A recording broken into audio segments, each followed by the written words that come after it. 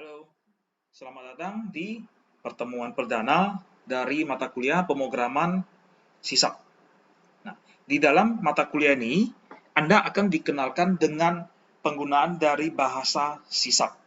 Nah, sebelum kita masuk ke bahasa SISAP, sedikit akan saya jelaskan dulu mengenai environment dari Visual Studio. Nah, yang Anda lihat saat ini akan menuliskan yang namanya Visual Studio 2019. Nah, apa itu Visual Studio?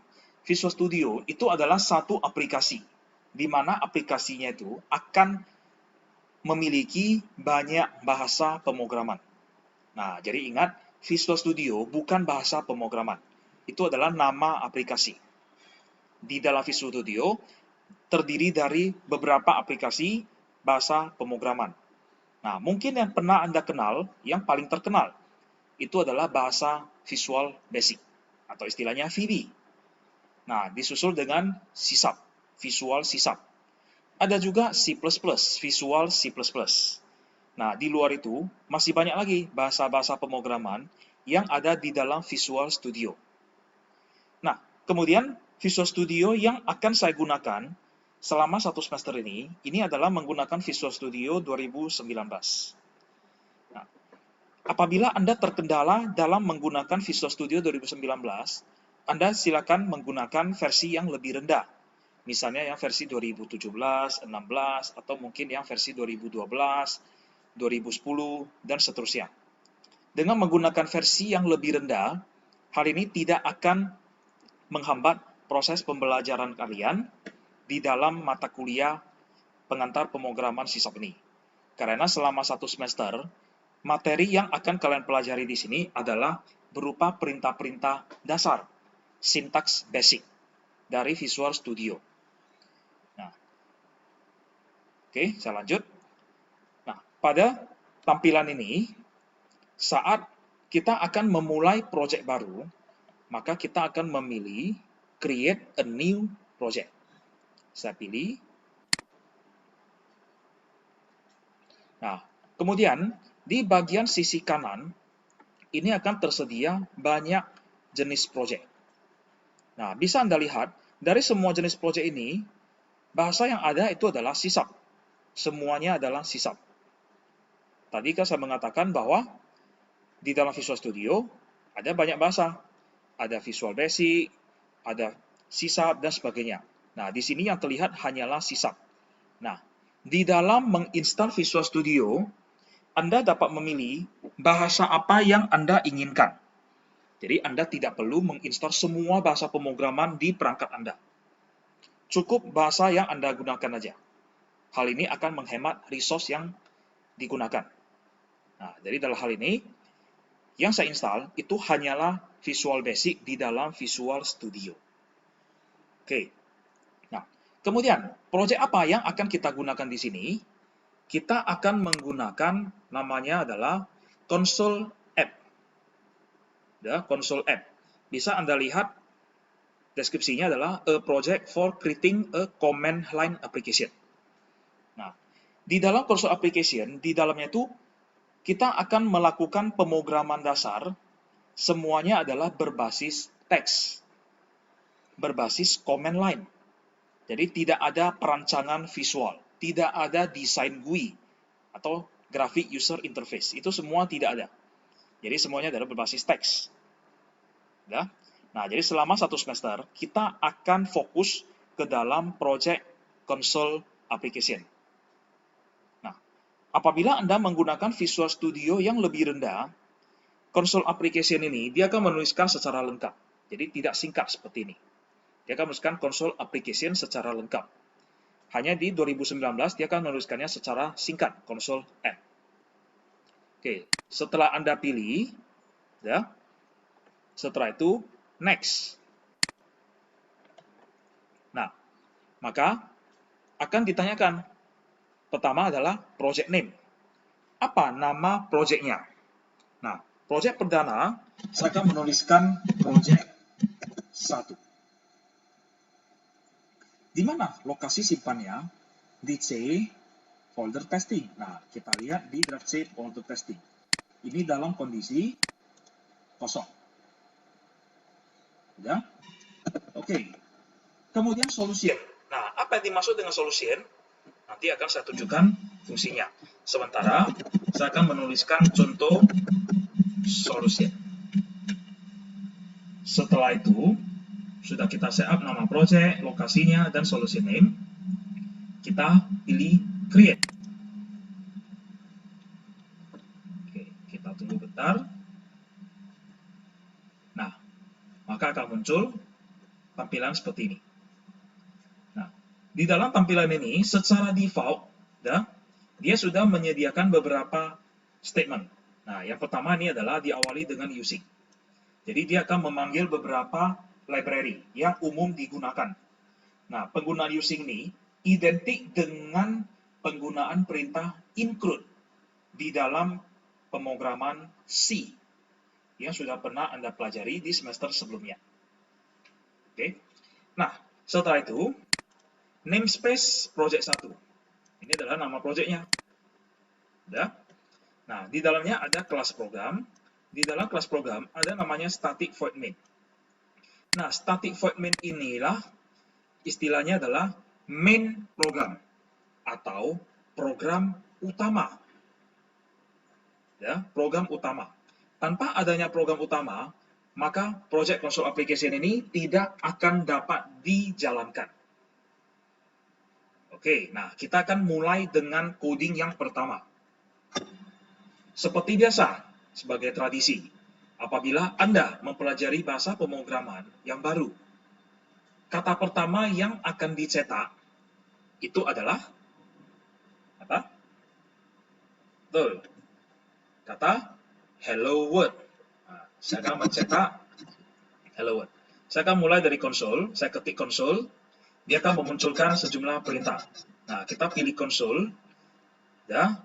Bisa Anda mengetiknya secara lengkap, konsol, atau secara singkat, otomatis dia akan muncul, kemudian tekan tab, maka dia akan muncul secara lengkap. Ya, dot write line. Nah, misalnya saya menggunakan write line dalam kurung, kutip ganda, hello world. Oke. Nah, saya akan jalankan program ini. Untuk menjalankan program ini, kita dapat menggunakan shortcut F5.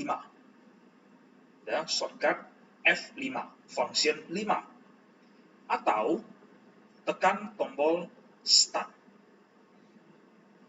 Ya, tekan tombol start. Atau dari menu debug, kemudian start debugging. Nah, Anda dapat lihat bahwa F5 itu adalah start debugging. Oke. Nah, saya tekan tombol F5, maka yang terjadi muncul tutup. Di mana hello world itu? Nah, apakah error? Tidak. Yang Anda lihat saat ini, pesan hello world-nya sudah muncul. Tetapi setelah selesai muncul, langsung programnya dihentikan. Nah, maka harus saya tambahkan lagi. Misalnya, console.read key. Artinya, setelah kata hello world ini muncul, maka program stop dulu. Maka dia akan masuk ke perintah read key. Fungsinya di sini dia akan menunggu user menekan sembarangan tombol. Oke, kita coba lagi. Start. Nah, dapat Anda lihat hello world. Ya. Oke. Tekan sembarang tombol. Misalnya saya tekan bebas, dia tutup. Ya. Nah, ini adalah contoh pertama, input-output dari pengenalan visual C#. Nah, di luar dari ini, saya akan menjelaskan lagi mengenai environment yang lainnya, ya, dari ruang lingkup visual C# ini. Nah, dapat Anda lihat di sisi kanannya, yang namanya adalah Solution Explorer. Ya, Solution Explorer. Nah, Solution Explorer ini, apabila di tampilan perangkat Anda hilang atau tertutup, ya, nah, maka dapat dimunculkan dari menu View, kemudian Solution Explorer. Ya. Nah, apa yang dimaksud dengan Solution Explorer? Nah, kita kembali lagi ke saat pembuatan project. Pertama, ada ditanyakan tentang project name-nya. Nah, inilah project 1. Ya. Kemudian ada ditanyakan lagi solution name. Nah, solution name-nya apa? Contoh solution. Nah, kalau misalnya saya zoomkan aja, nah bisa Anda lihat kan? Contoh solution itu adalah nama solution. Di dalam solusi ini mengandung satu project. Satu project. One of one project. Jadi di dalam solution mengandung satu project. Nah, solution ini dapat mengandung lebih dari satu objek. Satu solution dapat terdiri dari banyak objek. Nah, contohnya bagaimana? Yang Anda lihat saat ini, dia masih satu project aja. Satu solution, satu project. Oke. Saya akan menambahkan project yang kedua. Caranya. Nah, untuk menambahkan project yang kedua, dapat Anda masuk dari menu File, kemudian Add, New Project. Kita menambahkan project baru. Ya, tambah, Add, New Project. Atau, dari Solution Explorer, kita klik kanan. Ya, saya klik kanan, Solution ini. Jangan di project-nya ya, di Solution-nya. Saya klik kanan. Dan sekali lagi, saya klik kanan di Solution-nya. Setelah itu Add, New Project. Nah, jadi ada dua cara. Udah? Oke, saya pilih New Project. Udah? Kembali lagi. Oke, kita cari console apps yang command line. Nah, ada dua console apps ya, jangan salah pilih. Jangan pilih yang ini ya. Udah? Karena di sini khusus untuk Linux dan OS. Kita cari yang console apps khusus Windows. Yang ini. Udah? Next. Kita masukkan. Tadi sudah ada project 1, sekarang project 2. Lokasinya di mana? Di testing. Di folder Solution Explorer. Di TRC testing contoh solution. Udah? Nah, setelah itu masukkan nama project, dia tidak akan lagi menanyakan solution name karena solusinya sudah ada kan? Kita akan menambahkan project baru. Oke. Create. Nah, dapat Anda lihat jika saya zoom di dalam contoh solution sudah ada dua project. Ya, sudah ada dua project. Yakni project 1 dan project 2. Ya. Nah, apa yang dimaksud dengan cetak tebal ini? Dapat Anda lihat ya, project 1 dan project 2. Project 1 cetak tebal, project 2 tidak cetak tebal. Jadi tulisan projectnya itu ada dicetak dalam bentuk bold, cetak tebal. Bedanya apa? Oke. Saya akan melakukan eksperimen seperti ini dulu. Dapat Anda lihat di bagian atas ini. Program.cs, program.cs. Ada dua program.cs. Main program ini ada di dalam file program.cs. Jadi di dalam masing-masing project, dia memiliki file program.cs. Ya. Nah, di dalam program.cs yang project 1, saya mencetak hello world. Di dalam program.cs project 2, nah, saya akan menambahkan yang agak berbeda. Dia tetap mencetak suatu tulisan, tapi bukan hello world. Misalnya, hello, TI.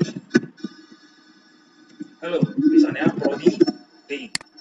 Setelah itu, console.rifki. Kemudian, di bagian atasnya, saya tambahkan console.forColor sama dengan console color dot Misalnya yellow. Warna tulisan, foreground color adalah warna kuning. Nah, ini yang ada di project 2. Oke. Nah, sekarang perhatikan baik-baik. Apa yang terjadi jika saya menjalankan program ini? Saya menekan tombol start. Yang muncul Hello World, bukan Hello Prodi TI. Nah, udah? Oke, saya tutup. Nah, setelah itu, saya mau memindahkan cetak tebal ini ke project 2. Nah, cetak tebal ini istilahnya itu adalah startup project. Jadi istilahnya adalah startup project. Nah, saya memindahkan ke project 2. Jadi saat ini project 1 cetak tebal, artinya jika saya menjalankan solusi ini, maka project yang dieksekusi adalah project 1. Sekarang saya mau menjalankan project 2. Nah, maka saya klik kanan project 2, kemudian pilihlah Set as Startup Project. Maka cetak tebal ini muncul, pindah dari project 1 ke project 2. Jadi jika saya jalankan start, maka dia akan memunculkan Hello World atau Hello TI. Ya, hasilnya adalah Hello TI. Hello Prodi TI dengan warna kuning. Nah, berarti dia sudah menjalankan project 2. Karena startup project-nya adalah project 2. Oke. Nah, saya mau menjalankan lagi project 1. Tetapi, nah di sini, tetapi saya tidak mau memindahkan startup project-nya. Dan saya mau menjalankan project 1, tetapi saya tidak mau memindahkan startup project ke project 1. Nah, caranya, klik kanan project 1, kemudian debug, start new instant. Jalanlah Hello World. Padahal startup project-nya adalah project 2. Oke, nah sekarang Anda sudah memahami apa fungsi dari solution, di mana solution dapat menyimpan lebih dari satu project. Kalau solution memiliki lebih dari satu project, maka akan diberlakukan istilah startup project. Project mana yang akan dijalankan saat kita melakukan tombol start atau F5. Oke, saya lanjut. Nah, saat ini contoh solution memiliki 2 project. Nah, kita lihat struktur filenya. Kita kembali ke folder testing. Nah, kita lihat folder testing ini. Nah, di dalam folder testing, ya, ada contoh solution. Saya masuk. Nah, bisa Anda lihat, file solution akan disimpan dengan nama extension .sln. .sln. Di dalam contoh solution ini mengandung 2 project. Tadi kan ada project 1 dan project 2. Kita masuk ke project 1. Nah, inilah file-file yang terlibat di dalam project 1. Nah, saat kita melakukan coding di dalam suatu project, kemudian setelah selesai kita coding, kita menjalankan F5. Setiap kali kita menjalankan F5, akan dihasilkan file berextension exe, atau istilahnya adalah file executable. Nah, tersimpan di folder bin, debug, project 1 dengan tipenya adalah application. Nah, jika saya buka extensionnya. Nah, project 1.exe. Nah, saya jalankan, saya double klik. Nah, ini dia. Hello World. Sudah? Oke. Saya tutup. kita balik lagi. Back. Kita masuk ke project 2. Nah, nama projectnya project 2.cs project. Ya. Tadi sudah sempat kita jalankan, maka harusnya sudah ada file Excel-nya, di mana di folder bin, di bawah project 2.excel. Saya double klik, inilah dia. Hello ProDTI. Ya, oke. Saya tutup. Nah, ini adalah struktur filenya. Ya, struktur file dari solution. Nah, jadi kalau misalnya